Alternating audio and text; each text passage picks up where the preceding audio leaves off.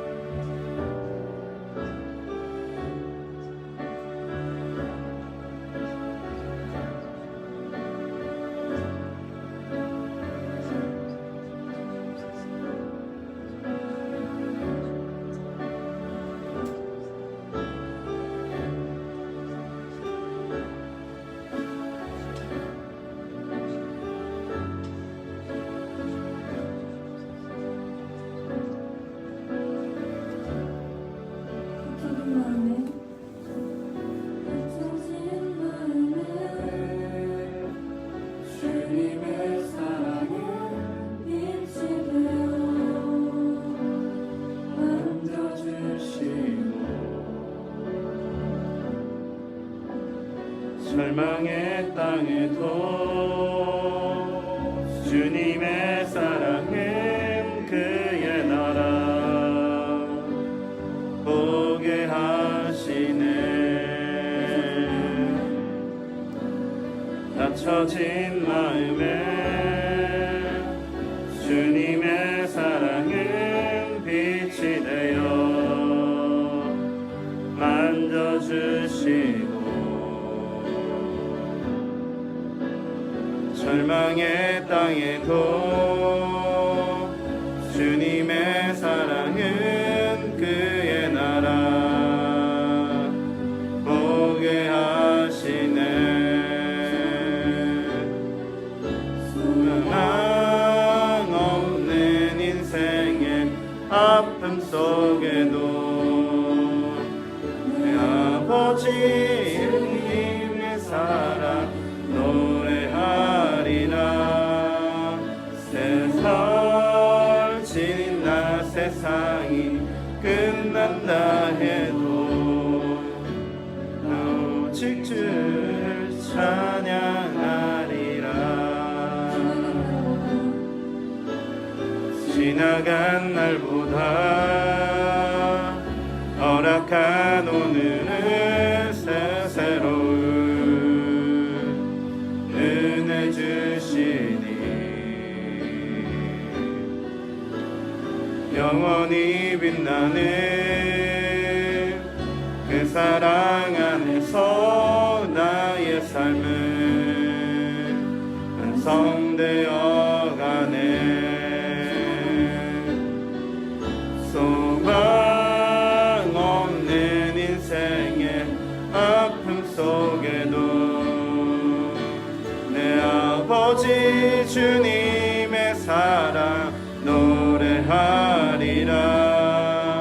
세월 지나 세상이 끝난다 해도 나 오직 주를 찬양하리라. 소망 없는 인생의 아픔 속에도 내 아버지 주님의 사랑 노래하리라.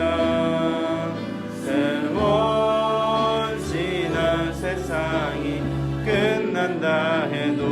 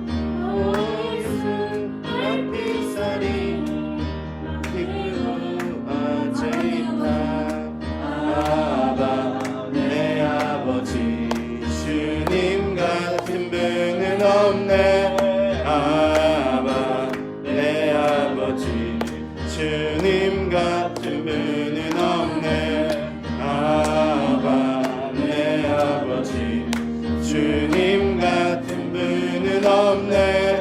아바 내 아버지 주님 같은 분은 없네. 계신 아버지 주님 같은 분은 없네. 이곳에 계신 아버지 주님 같은 분은 없네. 아바 알피사마 마피타니 제이타. 아바 알피사마 마피타니 제이타. 아바 내 아버지 주님 같은 분은 없네. 아바 내 아버지 주님 같은 분은 없네. 아바 내 아버지 주님 같은 분은 없네. 아바 내 아버지 주님 같은 분은 없네.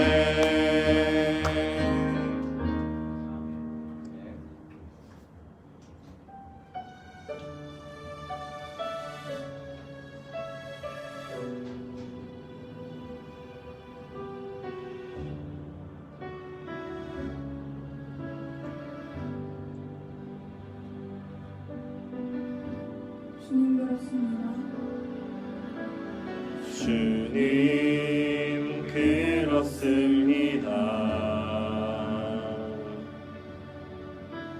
연약함 부족함 모두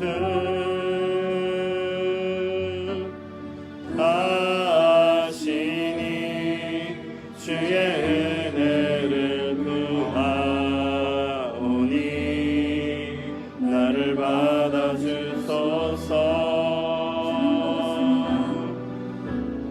주님 그렇습니다.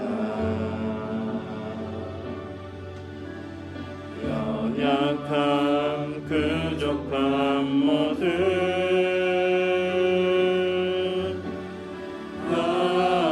아시니 주의 은혜를 구하오니 나를 받아주소서. 주여 주여 주여. 모든 상황을 가장 선하게 이루심을 기대하니 내가 작은 일에도 주를 의지하며 살게 하소서. 주여 주여 주여.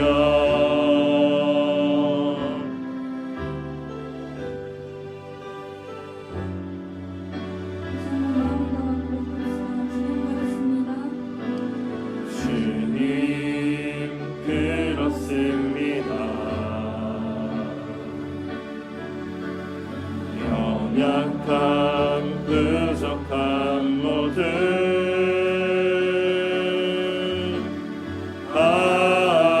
아시니 주의 은혜를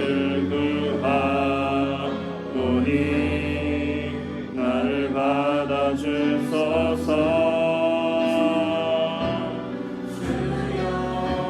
주여 주여. 모든 상황을 가장 선하게 이루심을 기대하니 내가 작은 일에도 주를 의지하며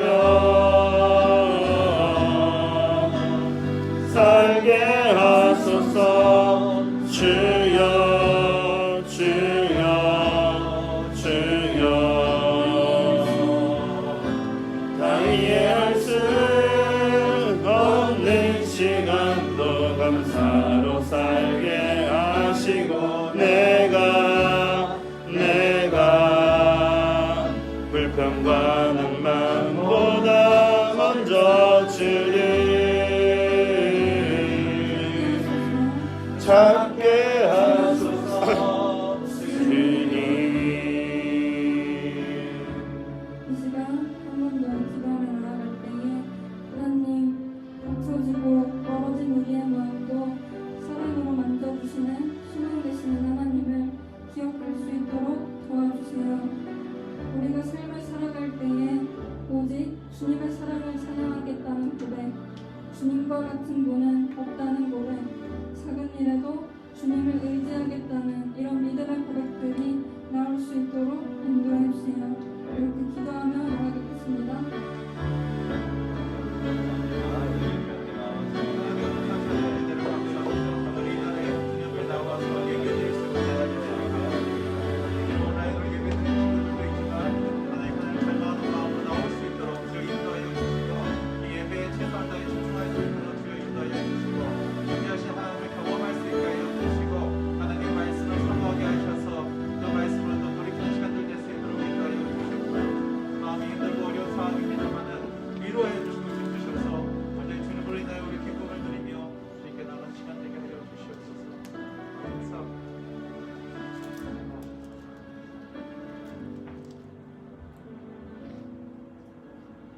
사랑과 풍성하신 하나님 아버지, 코로나로 인하여 어지럽고 혼란스러운 상황 속에서도 이모양 정모양으로 지켜주시고 구원해주시며 감사합니다.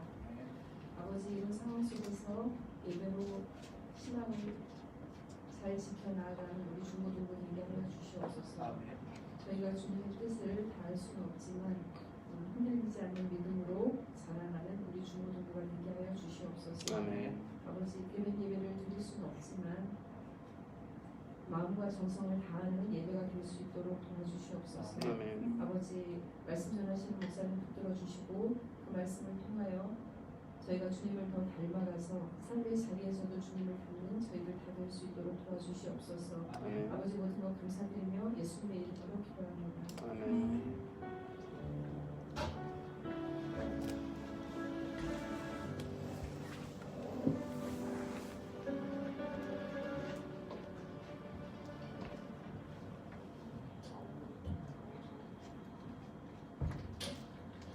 네, 여러분 안녕하세요. 안녕하세요. 안녕하세요. 예, 여러분 지금 많이 했습니다. 온라인 예배를 드리기 때문이죠. 예, 4개월 만에 다시 여러분 페이스북으로 만나게 됐습니다. 정부에서 위기대응 2단계 격상을 하였기 때문에 저희가 그 온라인 예배를 2주간 드리게 됐습니다. 여러분 2주 동안 우리가 온라인 예배를 드리지만 여러분 더 정성스럽게 하나님께 예배드리는 그런 시간 되기를 원하고 미리 좀 준비한 복장 또 마음가짐으로 예배에 참여해 주셨으면 좋겠습니다. 여러분 많이 보고 싶습니다. 건강하시고 2주 동안 예배 잘 드려서 또 건강하게 만날 수 있기를 바랍니다. 예배 후에 우리가 항상 그 나눔을 가졌었는데요. 이번에는 카톡으로 좀 나눔을 하겠습니다. 그래서 예배 끝나고 목사님 설교 말씀을 가지고 각 목장별로 카톡에서 오늘 말씀을 나눌 때 목사님들 선생님들 참여해 주시고 함께 나눌 수 있도록 해주시고요. 우리가 목장 모임을 좀 계속 지원하고 있는데요. 더 이상 미룰 수가 없기 때문에 각 목장별로 좀 협의를 하셔서 줌이라던가 구글 미트를 사용하셔서 함께 화상으로라도 잘 안 되나요? 화상으로라도 해주셨으면 좋겠습니다. 4번 여름방학 온라인 성경 읽기가 지난주에 시행이 됐습니다. 2주 동안 했는데요. 참여해주신 친구들 감사를 드리고요. 거리두기 2단계가 끝나면은 참여한 친구들 함께 책거리를 하도록 하겠습니다. 개근의 손지인, 이영은, 유은호, 한중현, 그리고 일의 결색, 정근이라고 우리 보통 얘기하는데 안재빈, 백성윤, 그 다음에 1회 이상, 1회 이상, 한 10번부터 1회 이상은 다 1회생일 들어갑니다. 백성은, 안준, 이인성, 이진영에서 총 10명의 친구가 참여했고요. 선생님이 약속한 바와 같이 이 중에서 우수하게 성경에 참여한 친구들에 대해서는 오늘 시상하려고 했는데 별로 없으니까 선생님 개별적으로 깜짝 선물을 드릴 수 있도록 이렇게 할 테니 기대해 주세요. 예, 기대해 주시고요. 마지막으로 우리가 온라인 예배 드리다 보니까 다양한 분들이 헌금을 좀 드릴 수가 없어요, 그죠? 그러나 목사님 주보에 말씀하신 것처럼 우리 물질을 드리는 것 자체가 또 우리가 주님께 주님이 우리 주인이시고 우리 주시는 것들이 모두 다 하나님 주신 것이라는 것을 고백하는 거니까 여러분 헌금을 드리고자 하는 친구들은 온라인 계좌를 통해서 하시면 되겠습니다. 계좌번호 잘 보시고요. 그럼 이제부터 성경 읽기 통독하겠습니다. 오늘 목사님 전하실 말씀은 말라기서 3장 13절부터 18절입니다. 다 같이 읽도록 하겠습니다. 시작. 너희가 불순한 말로 나를 거역하였다. 나 주가 말한다. 우리가 무슨 말을 하였기에 주님을 거역하였다고 하십니까? 하고 너희는 묻는다. 너희가 말하기를 하나님을 섬기는 것은 헛된 일이다. 그의 명령을 지키고 만군의 주 앞에서 그의 명령을 지키며 죄를 뉘우치고 슬퍼하는 것이 무슨 유익이 있단 말인가? 이제 보니 교만한 자가 오히려 복이 있고 악한 일을 하는 자가 번성하며 하나님을 시험하는 자가 재앙을 면한다 하는구나. 그때에 주님께서는 주님을 경외하는 사람들이 서로 주고받는 말을 똑똑히 들으셨다. 그 가운데서도 주님을 경외하며 주님의 이름을 존중하는 사람들을 당신 앞에 있는 기망록에 기록하셨다. 나 만군의 주가 말한다. 내가 지정한 날에 그들은 나의 특별한 소유가 되며 사람이 효도하는 자식을 아끼듯이 내가 그들을 아끼겠다. 그때야 너희가 다시 의인과 악인을 분별하고 하나님을 섬기는 자와 섬기지 않는 자를 비로소 분별할 것이다. 아멘. 예, 우리 목사님 나오셔서 말씀 선포해 주시겠습니다. 우리 비록 지금 이 자리에서 헌금을 드리지 못했지만 온라인으로 드린 헌금을 또 하나님께 바치는 우리 예배를 위해서 먼저 기도하고 말씀 보겠습니다. 하나님 감사합니다. 우리들 오늘 주님 앞에 나와 예배할 수 있도록 허락하여 주심에 감사합니다. 예배를 운영함에 있어서 필요한 사람들은 예배당에 나왔고 또 그렇지 못한 사람들은 감염병의 위험을 사회에 조금 더 줄이고자 가정에서 온라인으로 드립니다. 무엇으로 하든지 하나님을 섬기며 또 사람들을 섬기며 교회를 섬기는 아름다운 모습에 주님께서 기뻐하시고 주님께서 복 주실 줄로 믿습니다. 하나님, 우리들이 지금은 비록 떨어져서 온라인에서 만났지만 그러나 그 온라인 상에서도 우리들이 서로 사랑하는 마음과 서로 아끼는 마음과 우리가 하나된 공동체라는 것을 기억할 수 있도록 주님의 은혜를 더하여 주시옵소서. 우리들은 헌금이 하나님께 드리는 우리의 가장 소중한 마음을 드린다는 것을 기억하며 헌금 잊지 않도록 도와주시고 그 마음을 드리는 모든 주님의 자녀들을 주님께서 인도하여 주셔서 하나님께서 기쁘게 사용하시는 복된 사람들로 살아가게 하여 주시옵소서. 오늘 예배를 드리며 또 말씀을 듣습니다. 이 말씀이 우리 마음 가운데 새겨져서 우리의 삶으로 주님을 예배하는 아름다운 사람들이 될 수 있도록 도와주시옵소서. 예수님의 이름으로 기도드립니다. 아멘. 네, 우리 오늘 같이 거리두기 2단계 때문에 몇몇은 또 예배당에 나왔지만 또 대부분의 친구들은 가정에서 온라인으로 드리고 계실 겁니다. 지금 예배 드리는 여러분 찬양하는 중에 잠깐 구청에서 또 왔어요. 방금 와서 사진 찍고 갔는데 지금 그렇게 엄중합니다. 상황이 많이 좀 어려운 상황이고 그렇지만 그러나 그때에도 하나님을 잊지 않고 예배하러 나오는 가정에서 온라인을 통해서 또 이렇게 자리를 통해서 하나님께 주일은 주님께 예배하는 날이다. 내가 예배드리는 사람이다라는 것을 잊지 않는 여러분들을 보시면서 하나님이 더욱더 우리를 기뻐하시고 우리의 삶을 축복하시지 않을까 기대하게 됩니다.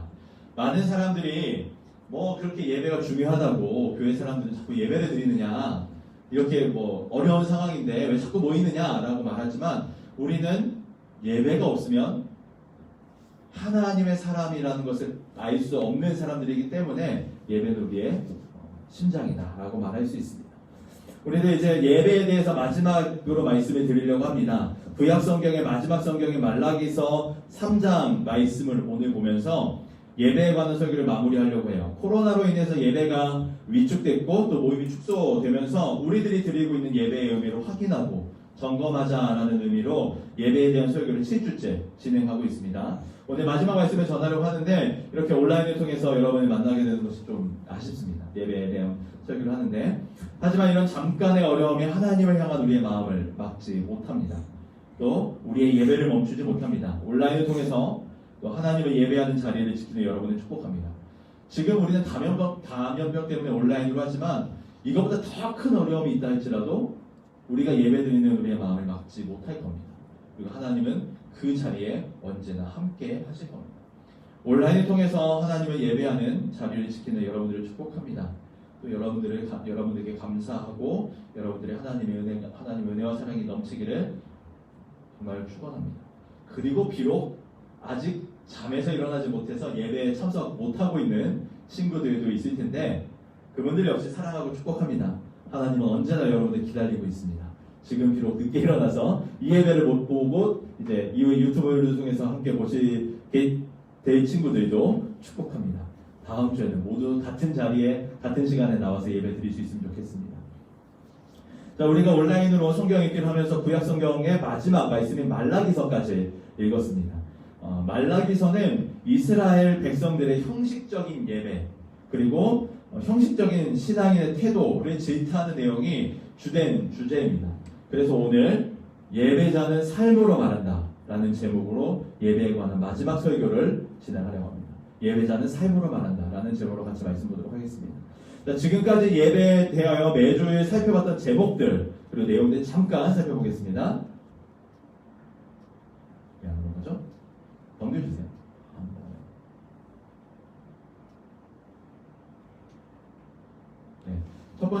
첫 번째가 예배는 가장 가치 있는 시간이다. 예배는 하나님의 자녀에게 있어서 가장 가치 있는 시간이고 성도가 가장 성도다워지는 시간이기에 결코 포기할 수 없는 시간이다 말씀을 드렸고요. 두 번째, 예배는 덕분의 챌린지. 예배는 예수님의 사랑과 은혜를 기억하고 감사하는 덕분의 챌린지와 같다 말씀을 드렸고요. 세 번째는 성도의 세계라는 제목으로 했는데요. 하나님을 사랑하는 것은 예배를 통해서 알 수 있습니다.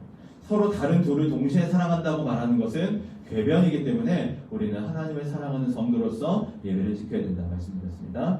네 번째는 드림아이. 하나님의 꿈이 나의 꿈이 되어서 나를 통해 많은 사람이 예배자가 되는 꿈을 꾸자라고 말씀을 드렸고요. 다섯 번째, 빼앗긴 대로도 보문 오는가.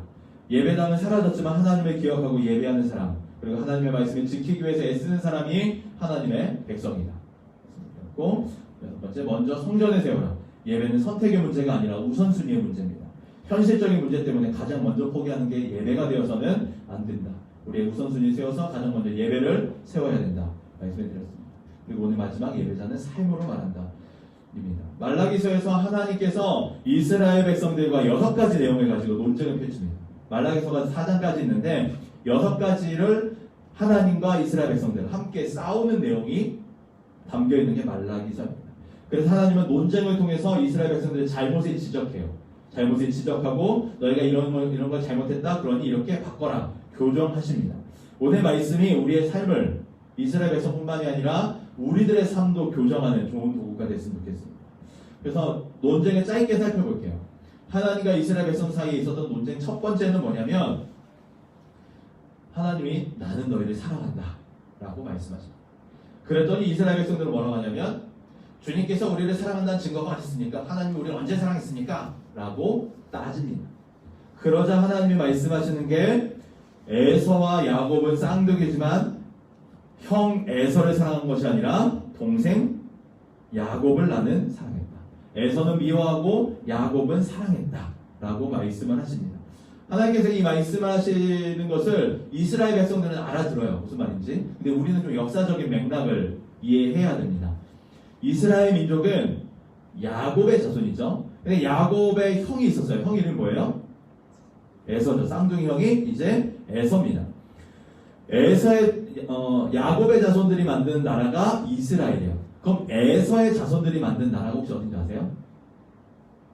어려운 문제입니다. 에돔이라는 나라가 있어요. 이스라엘 아래쪽에 붙어 있어요. 그러니까 야곱의 자손들은 이스라엘이라는 나라를 만들었고 에서의 자손들은 에돔이라는 나라를 만든 거예요. 그런데 이스라엘이 바벨론에 의해서 멸망했다고 했잖아요. 이스라엘이 바벨론에 의해서 멸망하면서 그 아래쪽에 있던 에돔도 같이 멸망했어요. 함께 바벨론에 의해서 멸망했습니다. 그런데 지금 이스라엘은 다시 하나님의 은혜로 70년 만에 돌아와서 나라를 세웠지만 에돔은 어떻게 됐을까요? 에돔은 나라를 다시 세우지 못했습니다. 그냥 사라져버렸어요. 하나님은 그 말씀을 하고 계신 거예요. 나는 형 에서는 미워했고 동생 야곱은 사랑했다. 지금 에돔을 봐라. 남아있는 게 있니? 그런데 너희들은 완전히 무너졌다가 다시 돌아와서 나라를 세우고 이렇게 예배를 드리고 하나님을 믿고 섬기고 있지 않니? 그렇다면 내가 너희를 사랑한다는 증거가 이것보다 얼마나 더 확실한 게 있겠냐? 라고 하나님이 말씀하시는 거예요. 함께 멸망했던 이스라엘이 에돔과 달리 다시금 나라를 세울 수 있었던 것은 하나님이 이스라엘을 특별히 더 사랑하고 있기 때문이다. 내가 너희를 특별히 더 사랑한다. 라고 말씀하시는 거예요. 하지만 이스라엘 백성들은 자신들이 받은 하나님의 특별한 사랑을 잊어버렸어요. 하나님이 우리를 언제 사랑했습니까? 하나님 우리를 사랑한다는 증거가 어디 있습니까? 보여주십시오. 라고 이렇게 요구했다는 겁니다. 그렇게 불평불만이 가득한 것이 이스라엘 백성이었어요. 두 번째 논쟁은 뭐였냐면 너희는 나를 공경하거나 두려워하지 않고 오히려 무시한다 라고 하나님이 말씀하십니다. 그러자 이스라엘 백성들이 우리가 언제 하나님을 멸시했습니까? 라고 또 반박해요. 그래서 하나님이 너희가 나에게 완벽한 것을 드려도 모자랄 판에 만군의 여호와 하나님 모든 이방인들도 다 나를 아는 하나님인데 너희들이 나에게 제물을 바칠 때 병든 것, 저는 것, 흠 있는 것을 가지고 와서 하나님께 제사를 드렸습니다. 그러면서 그렇게 잘못된 것을 가지고 온 것뿐만이 아니라 뭐라고 얘기했냐면 주님께 차려드리는 상쯤은 더러워져도 괜찮아. 하나님은 모르실 거야. 라고 이야기를 했다는 거예요. 자기들도 먹기 싫어할 만한 음식을 제물이랍시고 가지고 와서 하나님께 드렸다는 거예요. 그것을 하나님은 이스라엘이 나를 무시하고 나를 더럽혔다라고 말씀하십니다. 또 심지어 그런 제사를 드릴 때 그냥 나쁜 거 갖고 온 것뿐만이 아니라 이스라엘 백성이 제사를 드릴 때 이게 얼마나 실증나는 일이냐라고 말했다는 거예요. 얼마나 귀찮냐 이 얘기야. 하나님께 제사 드리는 거 귀찮다. 짜증난다. 이거 매주 드려야 되나. 라면서 하나님께 예배를 드렸다는 거예요. 예배를 무시했다는 얘기입니다. 때문에 하나님은 그들이 드리는 제사, 그들이 드리는 예배는 받지 않겠다라고 선언을 하십니다. 이스라엘 백성들은 예배를 드리면서 하나님을 향한 마음이 전혀 없었어요. 예배는 드렸어요. 이스라엘 백성이 예배 안 드린 거 아닙니다. 예배 드렸습니다. 그런데 마음은 전혀 없었습니다. 마음으로 하나님께 예배 드리는 것이 아니라 그냥 형식적으로 어쩔 수 없이 습관에 따라서 예배 드리면서 자신들은 매우 잘하고 있다라고 생각했어요. 예배를 위해서 제물을 준비하면서 이거 귀찮은 거 언제까지 해야 돼 투덜거리면서 예배를 드렸습니다. 그런데도 예배 드리기는 했어요. 하나님께서 이런 형식적인 예배를 얼마나 싫어하시는지 2장 3절을 보면 이렇게까지 말씀하십니다. 제가 읽어드릴게요. 2장 3절 나는 너희 때문에 너희 자손을 꾸짖겠다. 너희 얼굴에 똥칠을 하겠다. 너희가 바친 희생제물의 똥을 너희 얼굴에 칠할 것이다. 너희가 똥 무더기 위에 버려지게 될 것이다. 하나님이 이스라엘 백성들이 드리는 예배를 가지고 너희들이 드리는 그것들 나는 똥으로도 생각 안 해. 너희들이 와서 나한테 드리는 그 얼굴에 나는 똥 칠할 거야. 너희들이 그런 예배 드리는 거 내가 기뻐할 거라고 생각하니 나는 그런 예배 받지 않아. 라고 아주 단호하게 말씀하십니다. 그 예배를 그렇게 드릴 때 하나님께서 하신 말씀이 너희는 나를 공경하지도 두려워하지도 않고 무시하는 거다 라고 말씀하십니다. 세 번째, 하나님과 이스라엘 백성 사이의 논쟁은 뭐가 있었냐면 너희가 드리는 제물을 외면하고 나는 받지 않을 거다 라고 하나님 단언하세요. 그러니까 백성들이 하나님 도대체 우리가 뭘 잘못했습니까? 우리가 뭘 그렇게 잘못했다고 자꾸만 우리의 예배를 받지 않는다고 우리를 싫어한다고 말씀하십니까? 라고 또 대듭니다. 그때 하나님께서 이스라엘 백성에게 하시는 말씀은 결혼에 대한 이야기를 하십니다. 결혼은 하나님께서 이스라엘 백성에게 반드시 지켜야 된다라고 말씀하셨던 아주 중요한 약속입니다. 하나님과 이스라엘 백성 사이에 있었던 약속이에요. 그런데 이스라엘 백성들은 이 중요한 결혼 약속을 하나님께서 사람에게 반드시 지켜야 된다고 말씀하신 약속을 쉽게 어겼습니다. 하나님께서 이스라엘 백성에게 주었던 약속은 뭐냐면 결혼할 때 너희는 이방인들, 특별히 가나안 사람들과는 결혼해서는 안 된다. 그들의 여자를 들여받아서도 안 되고 너희가 그들에게 장가가서도 안 되고 또 그들의 남자도 역시 해서는 안 된다라고 이야기하셨습니다. 왜냐하면 그들이 갖고 있는 우상들과 그들이 가지고 있는 나쁜 습관들이 이스라엘 백성에게 들어올 것을 염려하셨기 때문이에요. 그런데 그렇게 중요한 하나님의 명령을 이스라엘 백성들은 그냥 홀라당 잊어버렸습니다. 많은 이방인들과 결혼하고 그들과 가족을 만들었습니다. 그러면서 더 큰 문제는 뭐냐면 이방인들과 결혼하기 위해서 뭘 해야 돼요? 내가 원래 살고 있던 여자와 이혼해야 돼요. 이스라엘 백성들이 이혼이 만연한 거예요. 이방 여인들과 결혼하기 위해서 내가 원래 살고 있었던 아내 어떻게 생각하길래 이방인들과 결혼하고 그것을 위해서 너의 아내를 버리고 가정을 깨트린다. 하나님이 이것을 이야기하면서 나는 너희들의 예배를 받지 않을 거야 라고 이야기하십니다. 삶에서 예배에 실패한 채 그저 예배 자리만 지키면 된다. 하나님께 제물만 바치면 된다라고 생각했던 사람들에게 너희들 삶에서 가정도 지키지 않고 아내도 사랑하지 않고 아내를 버리는데 나와의 약속을 지키지 않는데 내가 너희들의 예배 받을 것 같니? 그런 예배 나는 받지 않아 라고 말씀하십니다. 네 번째 논쟁은 뭐냐면 너희는 말로 나를 괴롭게 했다 라고 말씀하십니다. 그래서 이스라엘 백성이 우리가 어떻게 주님을 괴롭게 했습니까? 우리가 언제 그랬어요? 라고 또 따집니다. 그런데 이스라엘 백성들이 했던 말들을 하나님께서 이렇게 말합니다. 이스라엘 백성들은 주님께서는 우리가 오늘 읽은 본문이에요. 악한 일을 하는 사람들을 모두 좋게 보신다. 오히려 악한 일을 하는 사람을 더 사랑하신다. 라고 이야기했다는 거예요. 그러면서 공의롭게 재판하시는 하나님 도대체 어디 계시냐? 하나님은 정의로운 분이 아니다. 하나님은 악도 내버려 두시고 악한 사람을 더 사랑하는 나쁜 하나님이다. 라고 비아냥거렸다는 거예요. 그러면서 우리도 하나님이 나쁜 하나님이니까 나도 내 맘대로 하고 싶은 대로 악하게 살자 라고 비아냥거렸습니다. 그래서 하나님께서 너희가 말로 나를 괴롭게 했다라고 이야기합니다. 그런데 사실 이스라엘 백성들은 자신들의 죄, 자신들의 악행에는 눈을 감고 나보다 저 사람이 더 악한데 쟤는 왜 잘 되지? 쟤보다는 그래도 내가 좀 더 난데 왜 나는 이렇게 안 되지? 라고 하면서 불평을 하는 거였습니다. 그래서 하나님은 너희들에게 반드시 심판이 있을 것이고 또 하나님의 말씀을 듣고 끝까지 하나님의 약속을 지키며 신실하게 했던 너희들은 사람들은 내가 기억하겠다 라고 약속을 하십니다. 이스라엘 백성들은 하나님을 무시하고 비아냥거리고 하나님은 악한 분이라고 이야기를 하면서 그러면서도 예배 자리는 지켰어요. 그러니 하나님이 그 예배를 기쁘게 받으실 리가 없죠. 그리고 하나님이 너희들이 나에게로 돌아와라 말씀하십니다. 나에게로 돌아오라. 그럼에도 불구하고 나에게 돌아와라 하고 기회를 주십니다. 그러자 이스라엘 백성들이 이렇게 말해요. 돌아가려면 우리가 뭘 하면 될까요? 이게 뭐 좋은 의미로 말한 것이 아니라 돌아와라 라고 말씀하셨지만 돌아오지 않았다는 얘기예요. 돌아가려면 우리가 뭘 해야 되는데 자꾸만 이렇게 돌아오라고 그러세요? 우리는 이미 하나님께 가 있어요 라고 얘기했다는 겁니다. 그러자 하나님께서 너희가 나에게로 돌아오는 증거로 말씀하신 게 뭐냐면 11조와 온전한 헌금을 이야기하십니다. 당시 이스라엘 사람들의 가장 큰 문제점, 지금 계속 말씀드리는 것처럼 입으로는 하나님을 섬긴다고 말해요. 하나님께 예배를 드려요. 그런데 실제 생활에서는 하나님을 전혀 섬기지 않았다는 게 그들의 가장 큰 문제였습니다. 그것을 단적으로 보여주는 게 바로 그들이 드렸던 헌금이 완전히 사라졌다는 거예요. 말라기서를 보면 이들이 헌금을 드리지 않아서 하나님을 예배하는 레위 사람들이 다 성전을 떠납니다. 당장 먹고 살 수가 없기 때문에 그들이 성전을 떠납니다. 레위 사람이 성전을 떠나니까 어떻게 돼요? 예배를 못 드려요.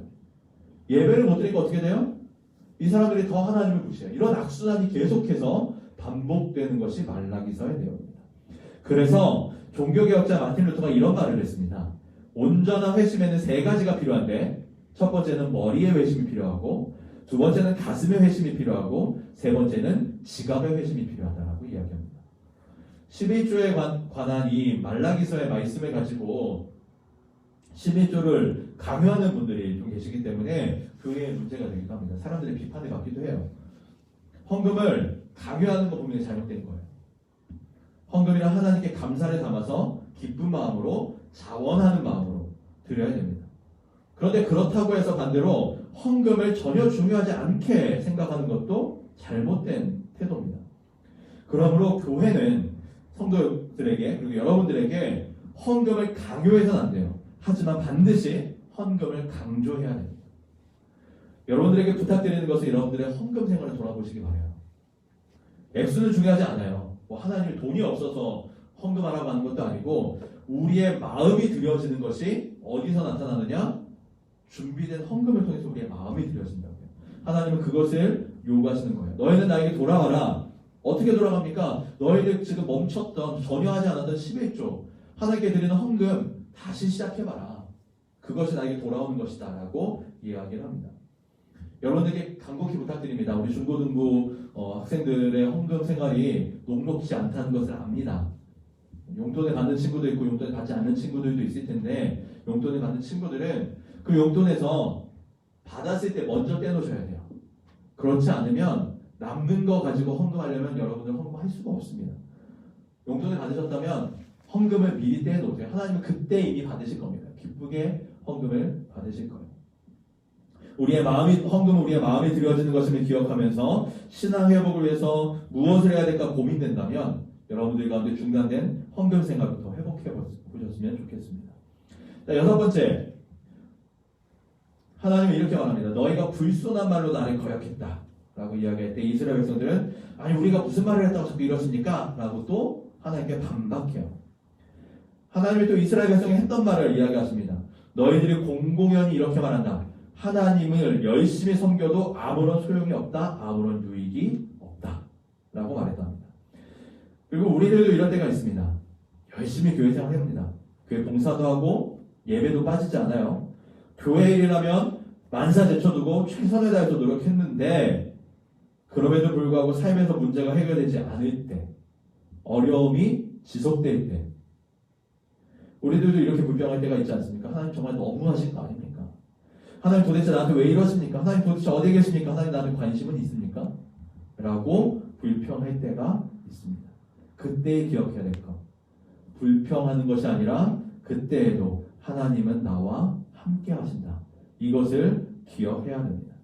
하나님은 신실한 자신의 자녀들을 아끼십니다. 그리고 정한 때가 되면 반드시 의인과 악인을 구분해서 심판하실 것이라고 말씀하십니다. 악인에게는 강력한 심판이 있을 것이고 여호와를 경외하는 자에게는 놀라운 축복이 있을 거라고 약속하십니다. 우리들 삶에 있어서 어려움과 문제가 계속 될 때가 있어요. 하나님을 따르고 하나님께 예배하지만 그 문제가 해결되지 않아서 정말 큰 고난을 당할 때도 있습니다. 하지만 우리들이 그때에도 기억하는 거예요. 하나님은 신실하게 주님을 따르는 사람은 끝까지 기억하신다. 끝까지 기억하시고 하나님이 주신 놀라운 축복을 내려주신다. 이것을 기억하는 우리들이 되었으면 좋겠습니다. 이스라엘 백성들은 이것을 잊어버렸어요. 하나님은 우리를 기억하지 않잖아요. 하나님 우리 버렸잖아요. 라고 이야기했다는 겁니다. 정리해보자면 말라기서를 통해서 하나님께서는 이스라엘 백성들이 예배를 드리기는 하지만 마음이 없는 형식적인 예배 드리는 것을 질타하셨습니다. 또 주일에 예배는 드리지만 삶에서는 하나님을 전혀 모르는 사람처럼 살아가는 사람들에게 난 그런 예배 받지 않을 거라고 말씀하십니다. 그리고 더 나아가서 하나님을 비난하는 사람들, 하나님을 조롱하는 사람들에게는 내가 심판할 것이라고 경고하시고 반대로 하나님을 끝까지 믿고 의지하는 사람에게는 복이 있을 거라고 약속을 하셨습니다. 이게 오늘 말라기서의 내용이에요. 그리고 말라기서를 제가 지난 주일에 여러분들과 같이 읽고 또 설교를 준비하면서 요즘에 한국 상황이 오버랩이 되었습니다. 8월 15일 광복절을 맞아서 대한민국을 위해서 기도하신다고 많은 분들이 광화문에서 모이셨어요. 많은 분들이 모여서 뭐 했을까요? 하나님께 예배 드렸어요. 목사님이 설교하시고 기도하고 예배 드렸습니다. 뭐 다 그런 건 아닌데 그런 분들이 많았어요. 저는 그분들이 정말 조국을 사랑하고 걱정하는 마음으로 모이셨다는 것을 압니다. 그리고 그분들은 누구보다 열정적으로 기도하셨고 찬양했을 거예요. 그런데 하나님이 그 예배를 받으셨을까? 여기에는 의문이 듭니다. 하나님이 그 예배를 기뻐하셨을까? 그 질문에는 고개가 갸우뚱해져요. 왜냐하면 정치적인 것을 떠나서 그 예배 이후에 그분들이 보여주고 있는 여러 가지 잘못된 모습들 때문에 저는 하나님이 그 예배를 기쁘게 받으시지 않았을 거라고 생각을 합니다. 찬양하고 말씀 듣고 기도하는 것, 예배 매우 중요한 부분이죠. 그런데 여러분, 말씀, 찬양, 기도가 예배의 전부는 아닙니다. 우리가 드리는 이런 주일날 드리는 형식적인 예배, 일주일 144시간 중에 1시간이나 2시간이에요. 새벽 예배부터 모든 예배를 드리는 분들이라고 해도 일주일에 한 10시간, 15시간 안쪽일 겁니다. 그럼 나머지 130시간은 예배와 무관한 사람으로 살아가도 될까요? 나는 예배 일주일에 15시간이나 드렸어. 매일 예배 새벽부터 했어. 나머지는 내 마음대로 살 거야. 이래도 될까요? 결코 아닙니다. 우리가 하나님께 드리는 이 1시간의 예배가 중요한 이유는, 이렇게 주일 예배를 자꾸만 강조하는 이유는 이 시간을 통해서, 이 1시간을 통해서 나머지 143시간을 하나님의 사람으로 어떻게 살아갈 것인가 방향을 정하는 시간이에요. 이 1시간을 통해서 내가 하나님의 사람으로 어떻게 살아가야 될지 알게 되고 다짐하는 시간이기 때문에 중요한 겁니다. 이 1시간을 통해서 나머지의 시간이 어떻게 살아갈지 규정되어진다고요. 그래서 이 1시간이 중요합니다.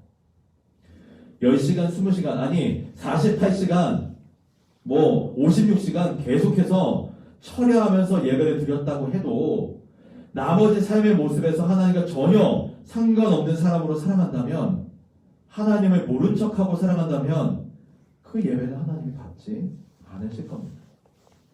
그렇게 항상 잊지 않고 예배드린 이스라엘 백성들에게 하나님 뭐라고 말씀하세요? 난 너희들 예배 받지 않을 거야. 난 너희들 얼굴에 똥칠을 할 거야. 너희들이 드리는 예배를 누가 막아줬으면 좋겠어. 말라기서에 보면 너희들이 드리는 예배를 누군가 막아줬으면 좋겠다까지 말씀하세요. 성전 문을 누군가 못질해서 걸어 잠가버렸으면 좋겠다고 얘기하세요. 너희들 그런 성전에 들어오지 못하게 막겠다고 말씀하세요. 우리들이 드리는 이 공간에서 드리는 이 1시간 예배, 그냥 형식적으로 자리에 앉았다 가는 것, 이게 중요한 게 아닙니다. 말씀, 기도, 찬양 중요하죠. 절대 포기할 수 없는 가치입니다. 그것이 중요한 이유는 그것이 우리의 삶에 영향을 끼치게 되기 때문에 중요한 거예요. 삶에 아무런 영향이 없는 말씀과 찬양과 기도, 삶에 아무런 영향을 끼치지 못하는 예배, 그것은 하나님과는 상관이 없는 우리의 만족으로 끝낼 때가 많습니다. 오늘 예배를 마치고 우리의 삶을 여러분들 한 명씩 그리고 저도 마찬가지고 삶을 점검해 봤으면 합니다. 오늘 말씀의 제목을 기억하시기 바랍니다. 예배자는 삶으로 말합니다. 찬양을 아무리 잘하고 기도가 청산유수고 말씀을 잘 알아도 그렇게 삶으로 살아내지 못하면 바른 예배를 드리지 못한 겁니다. 정말 치열한 삶의 현장에서 하나님을 닮아가는 예배자로 살아가시기를 축원합니다. 얼마나 어려우실지 알고 있습니다. 저는 오히려 목사이기 때문에 편합니다. 교회에 있고 교인들을 주로 만납니다. 저는 하나님의 사람으로 살아가는 것이 아주 수월한 환경 가운데 있습니다. 그런데 여러분들은 그렇지 않다는 것을 압니다. 여러분들이 만나는 사람들은 교인보다, 성도보다 성도를 비난하고 교회를 조롱하는 사람들을 더 많이 만날 겁니다. 여러분들이 만나는 사람과 여러분들이 만나는 장소는 하나님과 전혀 상관없이 살아가는 사람들을 만나고 그런 사람들을 보게 될 겁니다. 그래서 삶의 현장에서 예배자로 살아가는 것이 얼마나 치열하고 어려운 일인지 압니다. 그럼에도 불구하고 여러분들께 부탁을 드립니다. 하나님이 약속하신 것처럼 삶에서 하나님을 닮아가기 위해 애쓰는 여러분들이 되시기를 부탁드립니다.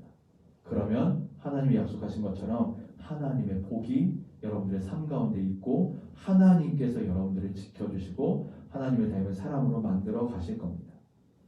하늘의 복을 누리는 이 일주일을 살아가면서 하늘의 복을 누리는 동암교회 중고등부 학생들이 모두 되시기를 주님의 이름으로 축원합니다.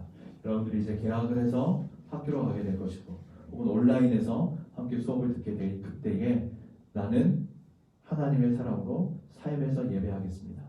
이것을 기억하는 삶으로 말하는 예배자들이 되시기를 주님의 이름으로 축원합니다. 이 시간에 우리 함께 두 가지 놓고 기도했으면 좋겠습니다. 두 가지 놓고 기도할 때 첫 번째, 내가 드리는 이 예배가 나의 삶의 방향을 정하고 일주일을 말씀으로 살아갈 도움을 얻는 시간이 될 수 있도록 주님 오늘 내가 결심하고 다짐하게 하여 주시옵소서. 두 번째, 예배를 마친 이후의 삶에서도 예수님을 닮은 예배자로 살아갈 수 있도록 성령께서 인도하여 주시옵소서. 이 두 가지 제목 놓고 우리 함께 기도하겠습니다. 하나님 감사합니다. 나와서 하나님께 말씀을 드립니다. 저희들이 드리는 예배가 그저 자리 앉았다가 돌아가서 내 삶을 사고로 연락하는 그런 예배가 아니라 이 예배가 하시는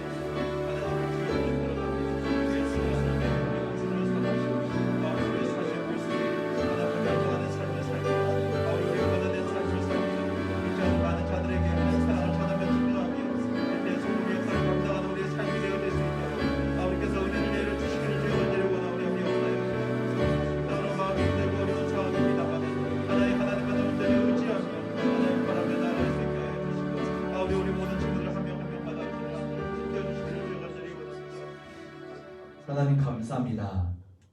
예배자는 삶으로 말할 때에 우리의 삶이 예배자의 삶이 되게 하여 주시옵소서. 아멘. 그저 말뿐인 성도, 말뿐인 크리스천이 아니라 삶과 행동과 모습을 통하여 정말로 하나님을 닮아가는, 예수님을 닮아가는 거룩한 자녀들이 될 수 있도록 도와주시옵소서. 아멘. 세상이 정말로 어렵습니다. 교회가 비난과 조롱의 대상이 되었습니다. 사람들은 우리를 비웃습니다. 그럼에도 불구하고 우리는 예배를 포기할 수 없음을 고백합니다.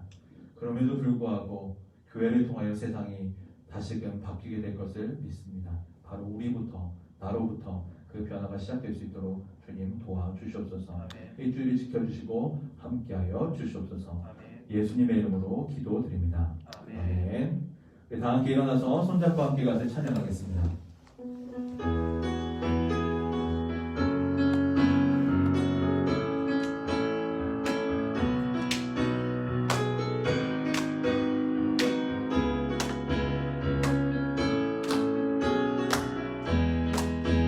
우리 걸어가는 이 길이 결코 처음 받는 길은 아니야.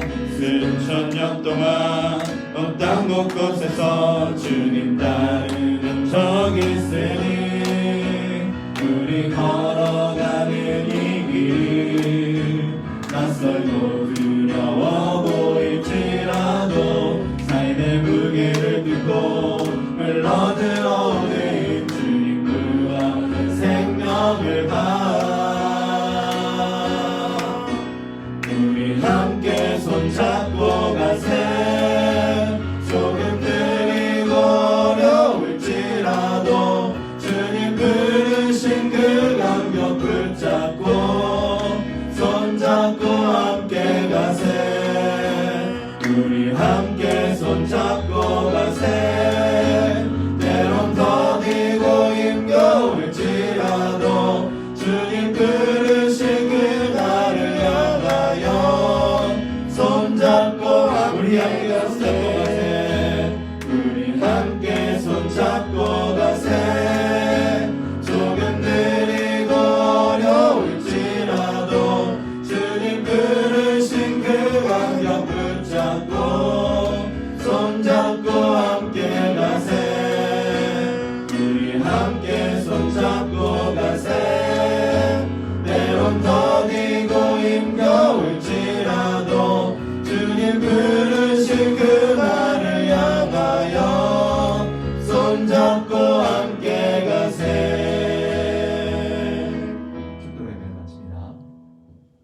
이제는 우리를 구원하신 예수 그리스도의 은혜와 그 아들이 이 땅에 보내주신 하나님의 크신 사랑하심과 성령님의 위로 교통 충만하심이 이곳에서 말뿐인 예배가 아니라 삶으로 드려지는 예배를 드리겠노라고 다짐하고 결심하는 우리 모든 학생들과 또 자리에 나오지 못하였지만 함께 온라인으로 하나님께 예배드리고 있는 모든 주의 자녀들 머리 위에 이제로부터 영원토록 함께 계실지어다. 아멘.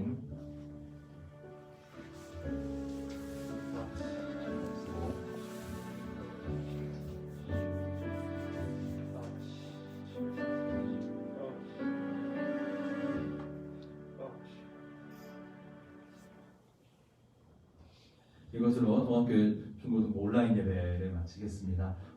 예배를 마치고 함께 목장 통을 통해서 오늘 말씀을 통해서 또 예배를 통해서 느낀 점들이 좀 간단하게 서로 나누는 시간을 가지셨으면 좋겠고요.